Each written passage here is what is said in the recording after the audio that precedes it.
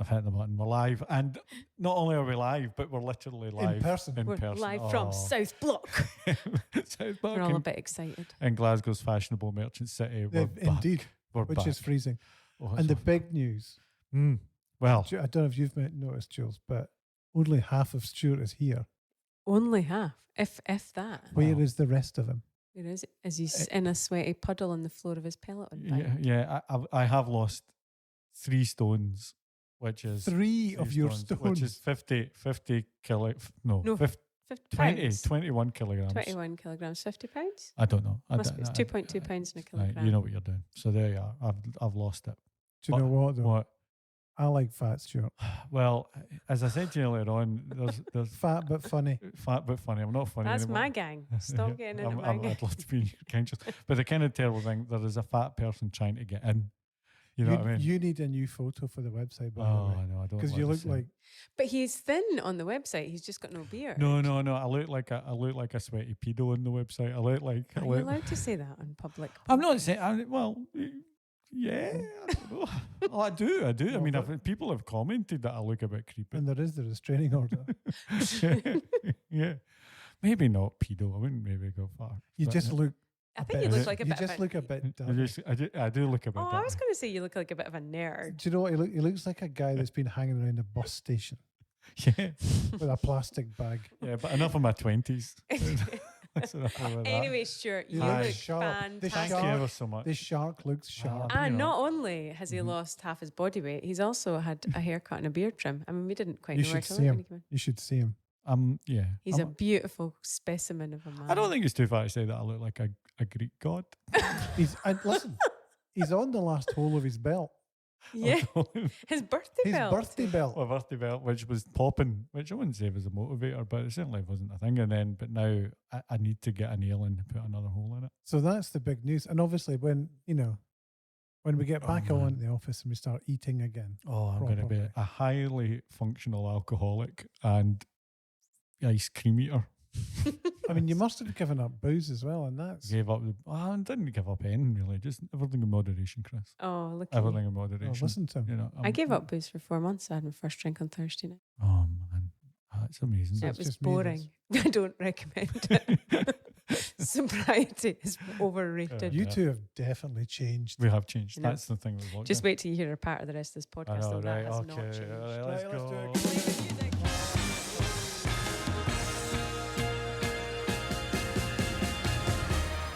Welcome to the Good Roundup. Good is a brand consultancy. What? What was that even? Good is a brand consultancy in the UK. It's been a while since we've done this. And from time to time, myself, Stuart Steele, get together with Mr. Chris Lumsden Hello. and Ms. Julie Murdoch. Hi. And we talk about brand. And we're going to be talking about a project that we've been working on that we've just recently released on our website. So it's a little bit about us today. but- Us. Yeah. But I think it's an interesting us. It's an interesting us. It's an us that I'm very, very close to and can't really be objective about yet. That's all right. That's all right. I'm kind of a bit close to today. Well, so you what- both are. to be Yes, fair. which is why today This is exciting. it's very exciting. I'm very excited. I'm going to hand over to Ms. Julie Murdoch to actually kind of do a little bit of a Q&A with you and I, Mr. Lumsden. So, Julie, hi. Hi there. So Hi. I am your guest host for this podcast, which I'm quite excited about. I will obviously try my best to emulate your Oh, no, you'll do a smoothness and great job. style, You'll do a Stuart. great But you know what I mean. I'm no shark. I'm not going to lie. But yes, like you say, so we are going to be talking about clarity reports today. We've been talking about Project Clarity now for about a year. That's kept us busy during the pandemic. So, Stuart, do Yes. you want to start just with a little bit of context? Yes. And tell our good listeners about a bit about what a clarity report is and why we developed it. Well, a clarity the basis of a clarity report came to us last summer when we were sitting about in pandemic land and kind of just looking around out there going, well, we had some time on our hands and a look. And one of the conversations that arose was brand tracking as a tool was very interesting, and it was something that we really like to have, where you go out and you ask people about things about a brand. And you're very into this, Julie. You know more about it than I do. but Gives you just- the benchmarks. yeah, the benchmarks and everything else. But they're pretty big deals. They're kind of not cheap, take a long period of time to do.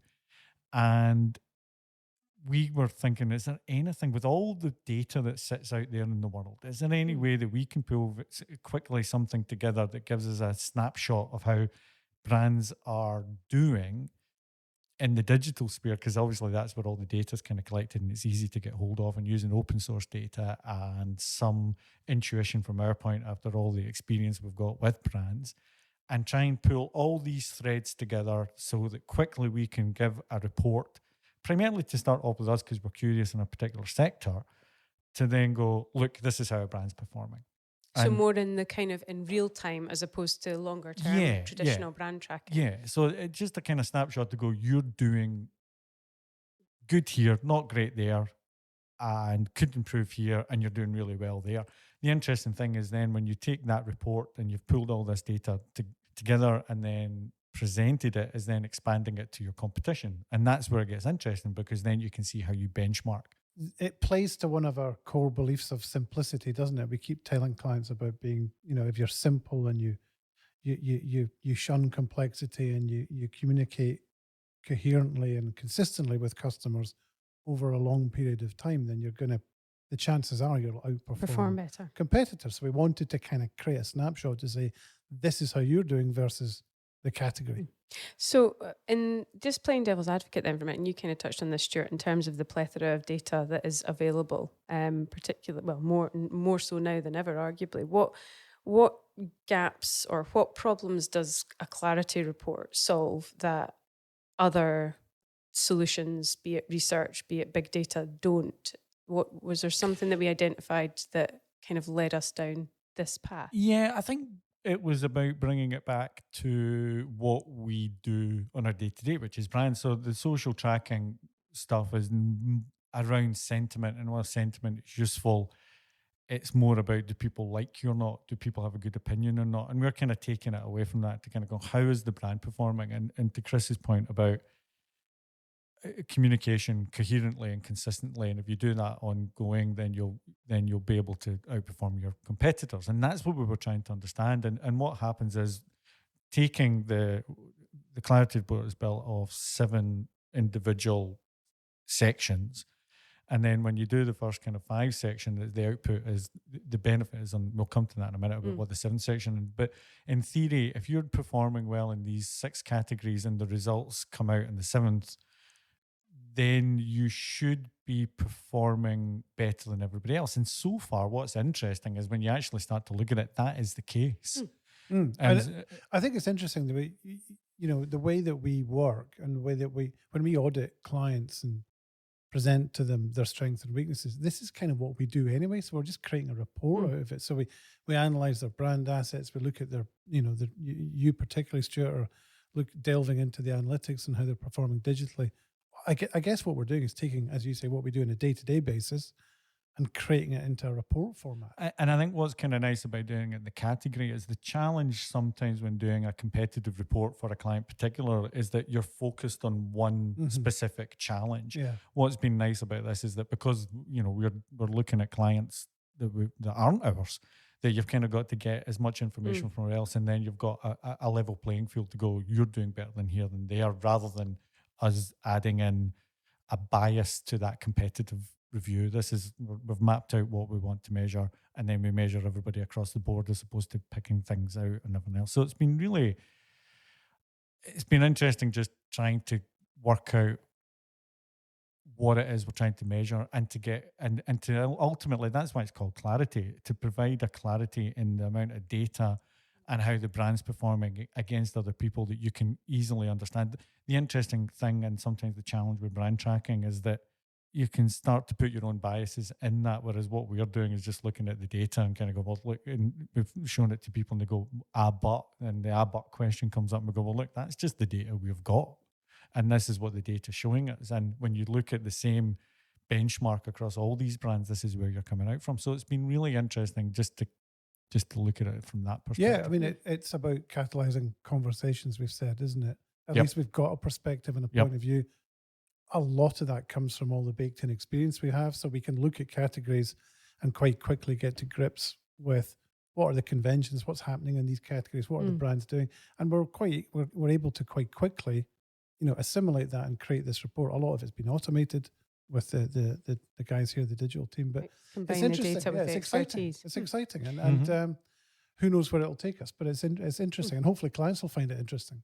So, do we want to talk about you both touched on sort of the different sections that we look at within the report, and we're looking broadly at measuring 50-ish data points across 7 different sections related to brands. So, we'll just talk a little about each of those in terms of what we're measuring. So, firstly, kicking off and arguably the most subjective bit potentially around brand assets. So, this is built more Yeah. perhaps than the others around our expertise No, rather you're than right. necessarily hard data. Is that how Yeah, does you're that right. work? This section is a blend. Most of it, I mean, a lot of it is using data, and Stuart will talk about the sort of publicly available data that's out there. But this stuff is a blend, particularly in the scoring around branding, is more of a subjective score based on our experience.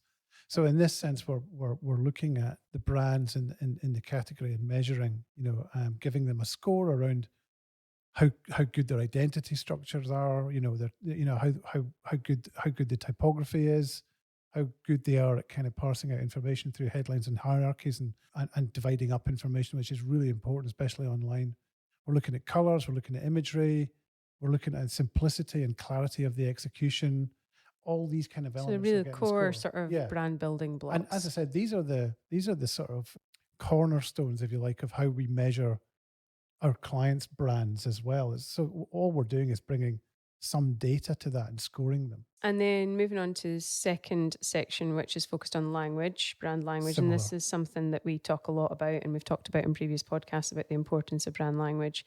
So again, when it comes to a clarity report, what are we looking at? How are we kind of evaluating sort of the language aspect of our Yeah, brand? well, I mean, again, this is another subjective one. And actually, we've pulled it out as a separate section. We had a big debate about this because it is part of branding, but we do think it's disproportionately important. We talk a lot about platforms. I mean, I'm sure we've talked about it on these podcasts before, but the way that a brand sounds and the language it uses is so important. So we are looking at stuff like, or we are using some automated metrics here to look at readability and sentiment, but we're also just looking at the whether they're able to leverage a platform and develop a personality that goes quite deep. So we're measuring stuff on site and online. Does it extend into social channels, and does it extend relatively deeply into stuff like the website? So beyond living beyond the homepage and deeper into, for example, product pages. So we're not just so we're looking at different sections of the Yeah. site and how Yeah. the brand talks within each of those areas. 100%. Yeah. So again, subjective at some level, but getting scored. Look at the data. Yeah. And which leads us neatly on to the third section of the website itself. And we, again, have talked in previous podcasts about, our philosophy being very much based on the belief that you can't solve your brand problem. Can't solve your brand problem either without addressing the digital context. And we've talked about how disproportionately important a brand's website is in that customer journey. So when we're talking about website as a section, what sort of aspects are we looking at there, and what are we evaluating, Stuart? When we decide to choose a category to look at, so at the moment what we've done is we've looked at smart home category and the white goods category. What we'll do is we'll take a broad sweep of those websites and start to build up what looks like to be the perfect category site. So we'll go, right, looking at all these, Those elements of different sites. Yeah, so it'd be like, right, it needs e-commerce, it needs a personal login for smart home, it needs a status cloud update, where are you? And we'll put all this out, and then what we'll do is we'll then go back to all the sites and then measure them individually and kind of go, right, does it have this? Does it have a find a retailer? Does it have how much stock is in? All those things get added up to kind of create how the website compares. And these are sort that. of helpful customer tools. Yeah, because ultimately what we're trying to do, as we said in probably the most famous podcast, was your website is your brand. It actually is your brand. It is your brand. And when we've actually looked to see, and so that is very true when we're looking at the website, we're going, this is your brand, and does it all come together, and does it all feel part of the brand, or does it feel a little bit loosey-goosey? And if it feels a bit loosey-goosey, you're not going to rank so highly. That's, and then we take that down. So there's it's not necessarily we come up with the measurement of what is the ideal category site, and then And so we're kind of presumably looking at that's there. where our expertise is. It's that kind of combination of expertise and data again. So we're looking at a category or looking at brands within a category and saying these things are important Yep. aspects of your Yep. website, and therefore we'll score you. And we'll look at some of the data within that. We'll look at site traffic, we'll look at domain authority, we're doing all these kind of things just to kind of balance out how much how the site is performing as well, and taking that from there. And as this is, and for the fourth section that we look at, which is kind of an extension of the website, and is mobile. And again, mobile first is something we've talked about. You've been talking about for years. It's not new, and obviously very much linked to the customer journey in terms of how people use devices and consume data, etc. So what are we looking at there? Is it purely quality of the mobile experience, or whether it's optimized, or is it more sophisticated than that? Or Or complicated. It's complicated. It's about the company. I mean, what rips my knitting is that what tends to happen with a website that has maybe got a few £100,000 behind it is that when it's presented to the board, it's presented on, and as I say in the blog article, on the 75-inch TV in the boardroom, and it'll be the desktop experience. Whereas what we can do is it's like, wow, because visually it's impressive, and look at the clicks and the whirs and the burrs, when actually most of your customers will be viewing it on a phone, and that's not quite, when you're then trying to justify where £300,000 went, and you're showing it's it not on as phone. sexy a No, show, is it's it? not a sexy show. The pocket experience. Yeah, and also, a lot of people who are at work are actually looking at it on, they'll be sent a link and they'll be looking at the desktop site. They don't look at it on the site of the customers. That happens a lot. And while we've been saying mobile first for a while, once you kind of got that, when people are looking at it, that's what gets judged. And a lot of the brand experience is based on a desktop site, but most people are coming on mobile. So has the site been optimized? Does it still feel like the brand? Or does it just feel like a generic? What's been sacrificed? Yeah, what's been there. So we're trying to make sure that the brand is still alive, and does it feel like the brand? And sometimes it does, and sometimes it doesn't. Sometimes it just feels like an afterthought. Sometimes it just feels a bit wishy-washy. Sometimes it's really good. So we try and make sure that it's amazing that this conversation is still being had, though, isn't it? I think it's quite interesting that it seems entirely self-evident what you've just said, but it's amazing how frequently we do come across this issue. Yep. Particularly in the B2B space. Yeah. Arguably. Yeah. And B2B gives a bit more leeway, but at the same time, what we've not seen, while there's still a lot more desktop visits to B2B sites than mobile visits, that number is slowly going down as the screens get bigger, as it's just easier to get onto it. It's getting slowly more and more down. But it's just kind of, it's still people are visual, and people get signed off on big fancy pants stuff rather than small boring stuff. So you're able to rank that by just looking at traffic, desktop v mobile, and then how well it's been optimized for both those things. And if you've kind of balanced it out, then you'll get a high rating. If it turns out you've got a high proportion of mobile traffic and the site is more optimized for mobile, you're going to win a watch. Yeah. On the old Clarity rankings, the watch Clarity is points. yours. Yeah, Clarity watch is yours. Yep. So that's how we've done mobile. Good. And your favourite topic, Stuart, which is section number 5, onto the socials. So again, this is something we talk about a lot in terms of where it does and doesn't, social does and doesn't have a role to play, and the difference between B2B and B2C in this space. But just generally speaking, what are we looking at here in terms of clarity to kind of define and measure? And yeah, this has been without doubt the hardest category to work out, because, and partly it's because of the bias I've got, that social can be a bit bleh, and I think there's a lot of brands that don't really quite know what they've got to do, but they know they've got to do something, so stuff just goes up and it feels a bit wishy-washy. What we're looking at is we're looking at a number of things. Some of them is just follower count, which is a big fancy vanity metric, and then we're trying to get past that vanity metric into the who cares, and trying to look at engagement, but sometimes that engagement can be a little bit tricky because it depends on how they're using their social channels, and because the social channels may be using 3 or 4 of them, they're slightly different across the board. Yeah, because you talk about they get used for promotion, or customer support, or other stuff. Other stuff. Because by that time I'm going, how do I measure this? How do we measure this? So there is, so it's trying to understand how that actually works and if it's there. And we're also just trying to make sure we do some language stuff. This is important for us because you've only got a small amount of space to do to do language. You'll have 280 characters on Twitter, but does the brand still feel the same? Are they still pulling through the assets? Is it still consistent? Does it feel like the brand, or does it feel like it's another team? One of the things we're very big on at Good is consistency through all the channels, and does it feel consistent as well? So there's a little bit of having a wee look-see, and there's a bit of kind of making sure that the data does that actually resonate, and is the stuff that you're posting up getting engaged with.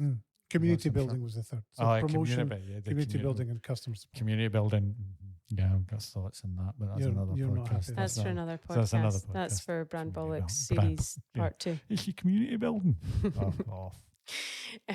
So moving swiftly on to section 6, which is again similar sort of space, but looking at digital marketing. So what elements what are we kind of considering there? We're looking at. I think so. You've basically crossed the I's and cross the T's and dotted the I's. Thank you. You can cross your I's and dot your T's if you want. You're the best. And once you get that together, you've then got to promote the thing. You've got to then kind of push it out there. And how are you promoting it, and what are you promoting it on, and what are you doing it? So that's the digital marketing. And are you putting money behind the brand? Are you more focused on an SEO approach rather than a PPC approach? Are you doing display?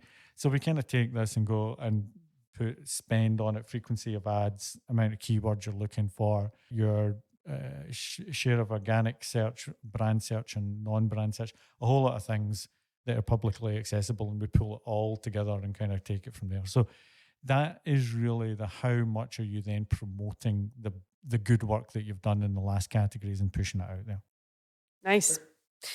So, which brings us neatly into section 7, which you touched on earlier, Stuart, as kind of being the place where everything culminates. So, first, before we get into share of search and what we're measuring here, do you want to talk a little bit or explain a little bit what share of search is, why it's important? Yeah, share of search, right?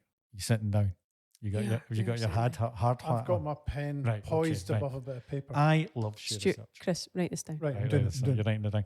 So share of search is a reasonably new metric, and the premise behind it is that no matter what you're doing on print or social or everything else, at some point all that activity will come to Google. And at some point what you will do is you will type in the brand that you are looking for. So if you've been promoting on the side of a bus or on Facebook, at some point you're going to go and type. All that activity should be caught in Google. And Google's got a great tool called Google Trends, where if you type in a word, you can see how it's gone up and down. So, for example, COVID, pre-2019, nothing. And then obviously a massive spike, and it's there. And you can see the trend of how people have been searching for those things. The same goes for brands. And so in theory, the premise goes, the more activity you're out there and the better the activity is, people are going to be searching for you more. And you can measure that. And then so it's like an awareness metric, isn't it? So what you can then do, I'm doing a long way to go. It's an awareness metric, but it's really interesting because it does capture very quickly the sentiment of how well the brand's doing. And so the old Byron Sharp theory is the more you're promoting yourself and the more the assets are out there and they're distinctive, the more likely it is that people will start to search for you, and you can measure that. It's the salience thing, isn't it? Yeah. Do people know you when they're looking when they've got a problem that your brand can solve? Is it your brand that comes to mind? Absolutely. Makes perfect sense. When you break it down like that, it's really simple, isn't it? Yeah. It's just time, compounded, spend, awareness, all of that stuff. Yeah. Consistency, clarity of message. Yep. Over time. And it does benefit brand building over performance marketing, which I like as well, because I think that's important because there's value in the brand building. Is this this is interestingly where some of the but things come from, isn't it? If we're talking, because obviously what was the example? So Volkswagen is the famous one. So what you've then got to do is understand a little bit of sentiment, because you might be getting searched because there's a negative connotation to the brand. So for example, Volkswagen, you can see where they were getting a lot of search results, but that was because of Dieselgate rather than The fact people want to buy a Volkswagen. So what you've got to do is understand a little bit. You've got to get into the history a little bit and try and balance that out with a little bit of sentiment analysis stuff to kind of work out what's going. But generally, in a clean category, so to speak, it's a really good metric of seeing how all the 6 categories beforehand are impacting on people. And to your and that's point, where, again, if you use it as a trend line, trends as a trend line over time, as opposed to, kind of iron out some of those spikes, is it going up or down? And just use that's why these little subsections within the overall report are all quite interesting some of that, doesn't it? in their own right. So, some people will be overly interested in this. And I guess that's why it can also act as a kind of snapshot in time. Or in its own way, it's a tracker, right? Yeah, because what you would like to see in theory is a simple balance is that you go, you know what, you're not spending enough in digital marketing compared to the competition.